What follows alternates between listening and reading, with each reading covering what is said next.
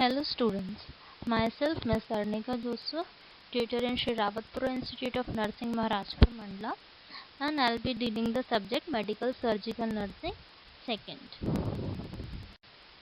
So today we will deal about the topic ototoxicity. So here is the definition of ototoxicity. Ear poisoning due to exposure to drugs or chemicals which damage the inner ear and vestibulocochlear nerve. There is a second definition also. Ototoxicity is defined as the tendency of certain therapeutic agents and other chemical substances to cause functional impairment like hearing loss, tinnitus, vertigo, and cellular degeneration of the tissues of the inner ear.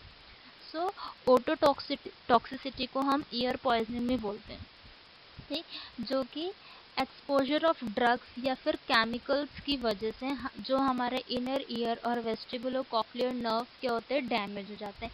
Excessive use of drugs, ठीक, drugs या chemicals अगर हम अपने year में excessive use करेंगे तो उसकी वजह से क्या होगा, जो इनर ईयर है वहाँ की जो नर्व है वेस्टिबुलोकॉक्लियर नर्व, ठीक, वहाँ के इनर सेल्स, वो सारी चीज़ों में क्या हो जाएगा, डैमेज कॉज होगा, वहाँ पे फंक्शनल इम्पेयरमेंट हो जाएगा, जिसकी वजह से जो पेशेंट है उसको हियरिंग लॉस हो सकता है, वर्टिगो सेंसेशन फील होने लगेगा, देन रिंगिंग साउंड उसको सुनाई देगा. सो this is the ototoxicity. I repeat, ear poisoning due to exposure to drugs or chemicals which damage the inner ear and vestibulocochlear nerve. So basically it is an exposure of drugs or chemicals, and so that it damages the inner ear and the nerves. So this is the definition. Then now we will see the causes. ठीक, अब causes में हम ये देखेंगे कि कौन कौन सी medicine के एक्सपोजर से ईयर के कौन से पार्ट्स के लिए अगर हम जो मेडिसिन लेते हैं वो अफेक्टेड होते हैं. सो फर्स्ट दिया है क्विनाइन एंड सैलिसिलेट्स, जिसके लिए हम टिनेटस एंड हियरिंग लॉस में occur due to effect of these drugs. अगर बहुत ज़्यादा एक्सेसिव अमाउंट्स में क्विनाइन एंड सैलिसिलेट्स ड्रग्स और केमिकल्स का एक्सपोजर हो रहा है तो उसकी वजह से क्या होगा, टिनेटस एंड हियरिंग लॉस में occur due to effect of these drugs. Then aminoglycoside में कैटेगरी है एमिनोग्लाइकोसाइड्स में, जिसमें कि स्ट्रेप्टोमाइसिन आता है, जिसके बैलेंस और हियरिंग प्रॉब्लम आ सकती है. देन लूप डायूरेटिक्स है, permanent sensory neural hearing loss, then permanent hearing loss occur हो सकता है. देन एंटी एपिलेप्टिक्स में वेस्टिबुलर डिसऑर्डर कॉज हो सकता है. देन बीटा ब्लॉकर्स में डेफनेस अकर हो सकता है. देन केमिकल्स अगर एक्सपोजर हो रहा है केमिकल्स का, then mercury, suppose chemicals like mercury, carbon disulphide. So these are the causes.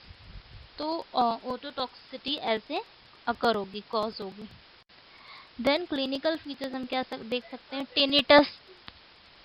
Tinnitus means ringing sound in the ear. Then imbalance. Then third is vertigo. Then fourth is hearing loss. So these are some clinical features जो एक autotoxicity का symptom है. Patient सफ़र करेगा ये सारे symptom से. Then we will see the diagnosis. History collection करेंगे हम, देन फिजिकल एग्जामिनेशन करेंगे. देन थर्ड इज इलेक्ट्रोकॉक्लियोग्राफी, ठीक, इसको हम एब्रीविएटेड इसको हम ECOCHG और ECOG भी टेस्ट बोलते हैं. ये एक टेक्निक है. It is a technique of recording electrical potentials generated in the inner ear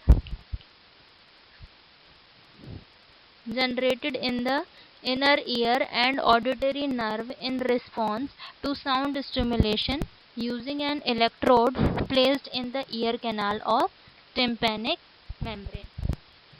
तो ये ECOG क्या एक टेक्निक है जिससे कि हम जो इनर ईयर्स में इलेक्ट्रिकल पोटेंशियल, जो इलेक्ट्रिकल इम्पल्सेस जनरेट हो रही हैं उसके लिए एक टेस्ट किया जाता है, जिसमें कि जो भी साउंड स्टिमुलेट हो रहा है ऑडिटरी नर्व के थ्रू तो वो हम चेक करते हैं. इसमें क्या करते हैं, इलेक्ट्रोड को हम प्लेस कर देते हैं ईयर कैनाल में या फिर टिम्पैनिक मेम्ब्रेन में. एक इलेक्ट्रोड प्लेस करने के बाद हम साउंड को स्टिमुलेट करवाते हैं और उस इलेक्ट्रिकल इम्पल्सेस कितने अमाउंट में जनरेट हो रही है ठीक, कितने इम्पल्सेस पेशेंट के पास पहुंच रही है, वो सारी चीज़ हम इस टेस्ट में करेंगे, इस टेस्ट में करते हैं और उसके बाद फिर उसको एक ग्राफ में प्लॉट कर दिया जाता है।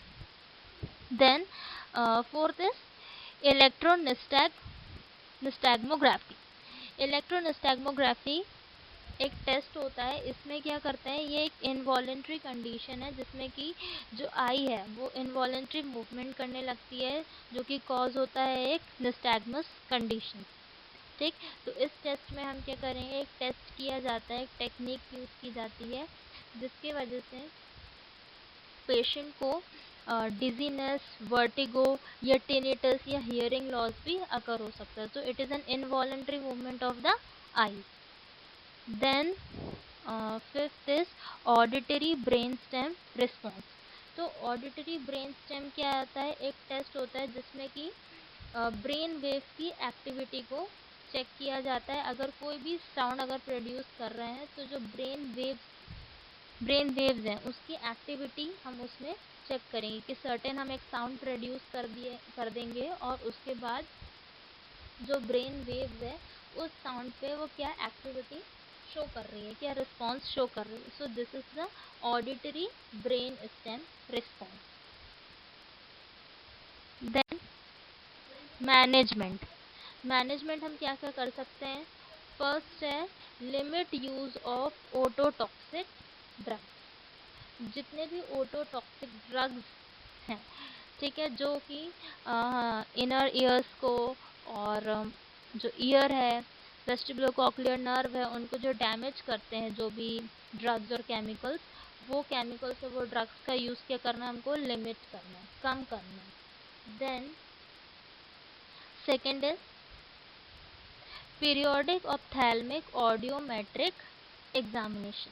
देन पीरियोडिकली मीन्स मतलब हमको हर ड्यूरेशन में या हर पीरियड में, फॉर एग्जांपल अगर वीकली या मंथली हमको क्या करना है, ऑप्थेल्मिक, उस पेशेंट को बोलना है कि आप मंथली अपना ऑडियोमेट्रिक एंड ऑप्थेल्मिक एग्जामिनेशन या टेस्ट कराने के लिए आए। So this is the management. Then third is hearing aids for hearing loss. Then patient को अगर हियरिंग लॉस है तो हम पेशेंट को हियरिंग एड प्रोवाइड कर सकते हैं। Then third is vestibular exercises. तो वेस्टिबुलर एक्सरसाइजेस में क्या हो सकता है, क्या क्या आ सकता है, जैसे कि फॉर एग्जांपल आई मूवमेंट। हम पेशेंट को बोलेंगे कि वो अपनी आईज को अपवर्ड मूव करे, फिर डाउनवर्ड, फिर रोटेटरी मोशन में अपने आईज को मूव करे, देन अपने हेड को एक्सटेंशन फ्लेक्शन करे, देन रोटेटरी मूवमेंट करे। So these are all the vestibular exercise. इसके बाद है मैनेजमेंट में last, treat the underlying cause. जितने भी कॉजेज पेशेंट को हम देख पा रहे हैं, जितने भी कॉजेज हमें मिल रहे हैं, उन सारे कॉजेज को हमें क्या करना है, उसको ट्रीट करना है। तो this is the management. First, limit use of ototoxic drugs. ठीक, ऑटोटॉक्सिक ड्रग्स का लिमिटेड यूज़ करना है। Then periodic ophthalmic and audiometric examination या टेस्ट के लिए पेशेंट को कहना है। अगर हियरिंग लॉस है तो हियरिंग एड्स प्रोवाइड करना है। देन वेस्टिबुलर एक्सरसाइजेज हम पेशेंट को रिकमेंड कर सकते हैं और जितने भी कॉजेज हैं उसको हम ट्रीट कर सकते हैं। Thank you. I hope the ototoxicity जो टॉपिक है आपको क्लियर हुआ होगा, और अगर आपको कुछ भी डाउट है तो आप मुझसे पूछ सकते हैं। Thank you.